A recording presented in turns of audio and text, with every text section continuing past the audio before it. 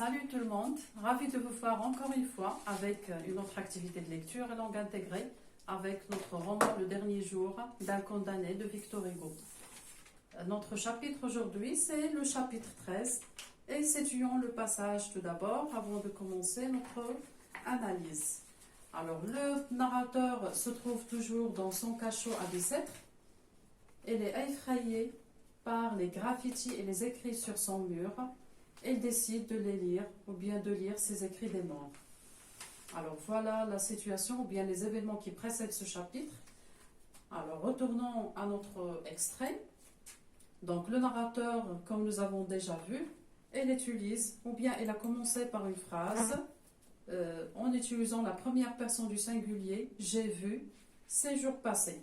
Donc nous avons affaire à une technique narrative, c'est le retour en arrière ou bien le flashback, il fait un retour en arrière pour rappeler les événements passés, ou bien pour raconter, bien sûr, au lecteur, un des scènes les plus abominables dans ce roman, c'est le ferrage des forçats. Alors, le personnage, comme nous avons déjà dit, c'est le narrateur, et se trouve dans son cachot à Bicêtre, ou bien à côté de la cellule, dans une cellule proche de la sienne à Bicêtre. Le temps, c'est le matin. L'indice qui le montre dans le texte, c'est qu'il était à peine jour. Donc, c'était trop tôt le matin.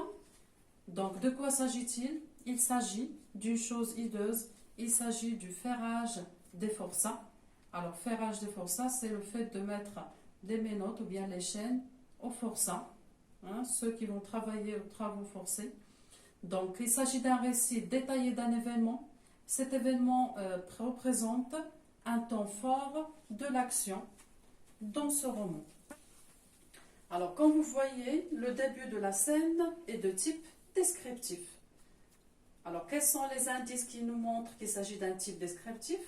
Alors, tout d'abord, c'est l'emploi de l'imparfait. Dans l'exemple, elle était et on entendait.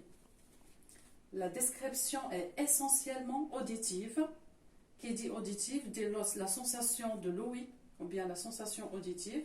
Donc le champ lexical dominant, c'est celui du bruit, à travers les mots suivants, comme vous voyez dans le schéma, bruit, ouvrir, fermer, des lourdes ou bien les lourdes portes, grincer des verrous, et aussi des pas précipités, sans oublier les voix s'appeler, se répandre, des bouts de longs corridors, etc. Alors, l'emploi aussi des figures de style est très marqué dans ce passage descriptif, avec l'hyperbole, trembler les escaliers en bas, du haut en bas, sous des pas précipités. Donc, vous avez tous l'hyperbole, c'est le fait d'exagérer. Les escaliers ne peuvent être pas tremblés, mais c'est une sorte d'hyperbole et d'amplification. Alors, nous avons affaire à une description tout à fait dévalorisante. Dans un autre côté, le narrateur se penche maintenant à une description plus valorisante avec du côté des prisonniers. Alors, les forçats nous montrent une ambiance de gaieté. Il s'agit d'un véritable spectacle. À travers des figures de style comme la comparaison et la métonymie, le narrateur nous montre qu'il s'agit d'un spectacle du côté des prisonniers. Et vous avez les exemples de la comparaison.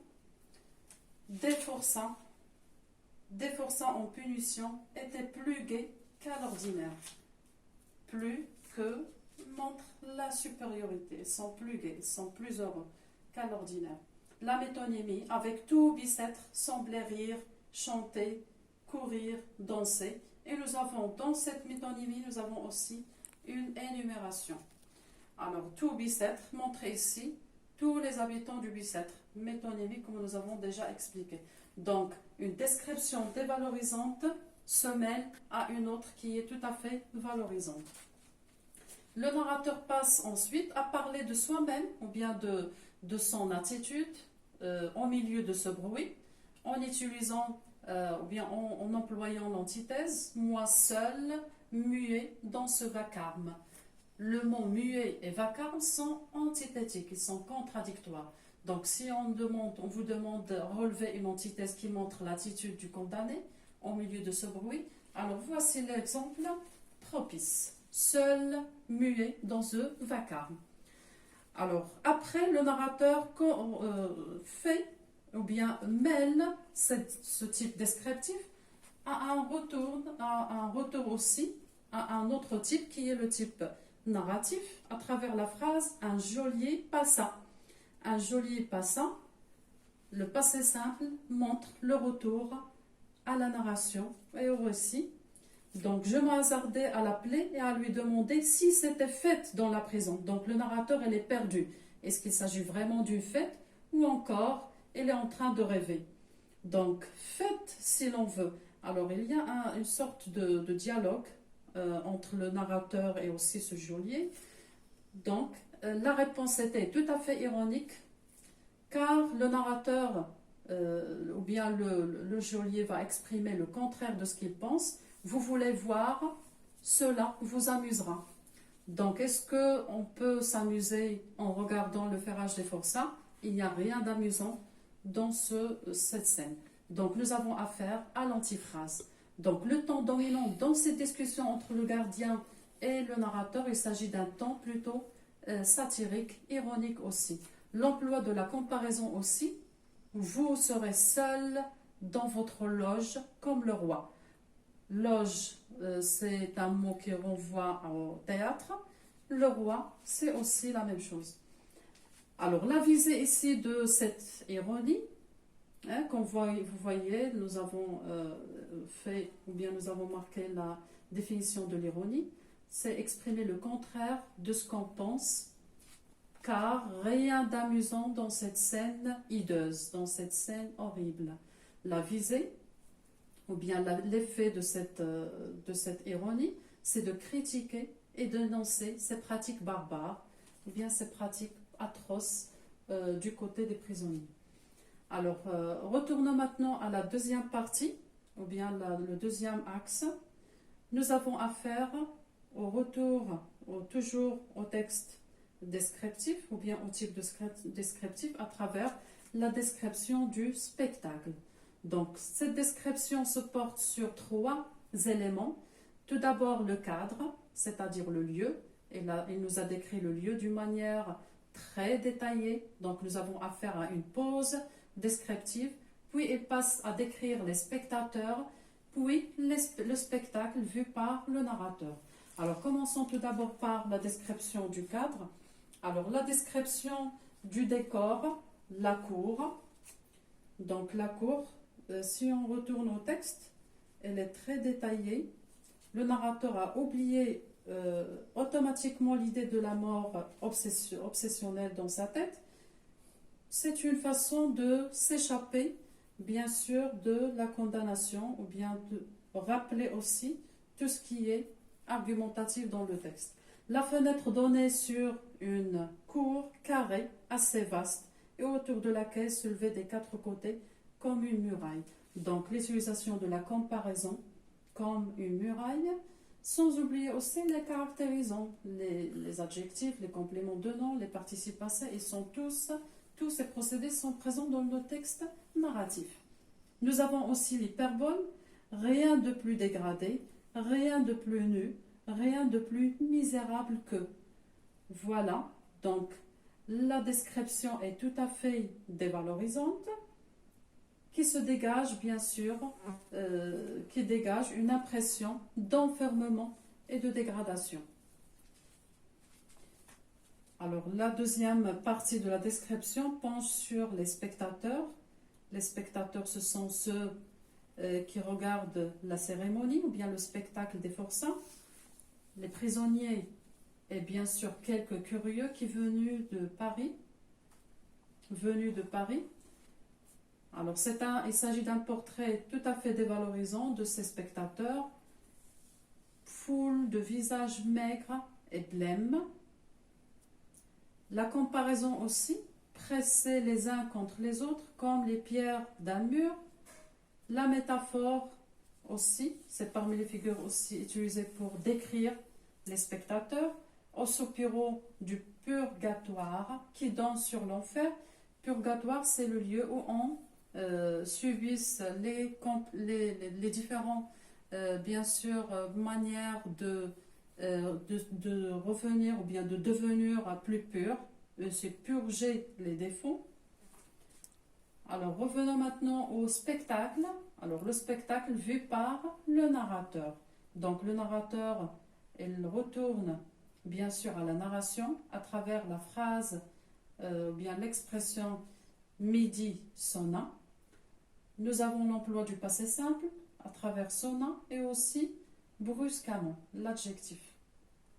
Donc, il s'agit d'une pause aussi descriptive après cette phrase. On retourne à la description. Donc, la description et la narration se mêlent. Donc, à chaque fois qu'on termine de narrer, on commence à décrire. Le narrateur décrit des uniformes des soldats à travers les couleurs. Les couleurs qu'on trouve, c'est les couleurs rouges des épaulettes, les bandoulières jaunes, les uniformes étaient bleus. Donc, ces éléments, ces personnages-là, ou bien ces soldats, entrent lourdement dans la cour avec un bruit de ferraille. C'était la churme et les chaînes. Donc, le retour aussi au champ lexical du bruit. Donc, nous avons affaire aussi, après cette description, ou bien cette pause descriptive des uniformes des soldats, au champ lexical de l'enfer. Alors là, le narrateur s'attarde un petit peu à montrer les visages des prisonniers à travers un champ lexical de l'enfer, masque de démons, dents d'étincelles, cendres, les yeux flamboyants. Tout ce champ lexical renvoie à l'enfer et bien sûr à l'atmosphère diabolique qui règne.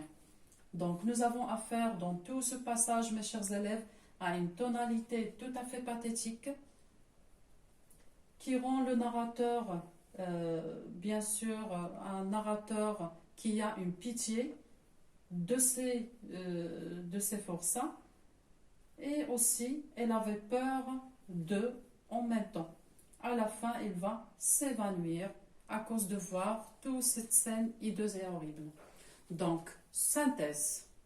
L'argumentation passe par le discours argumentatif, d'habitude, que l'on repère à travers un certain nombre de critères, mais elle peut aussi s'exprimer au moyen de la description et de la narration.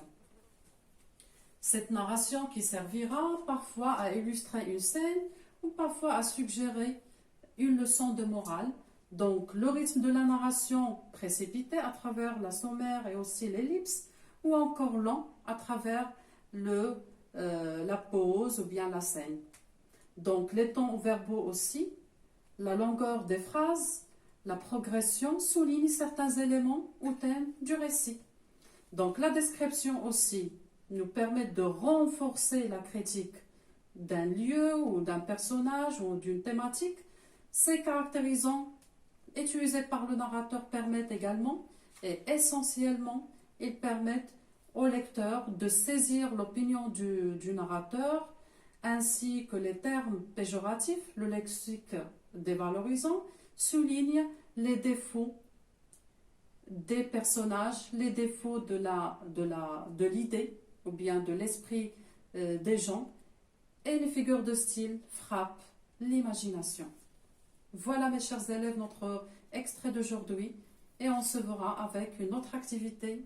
À la prochaine.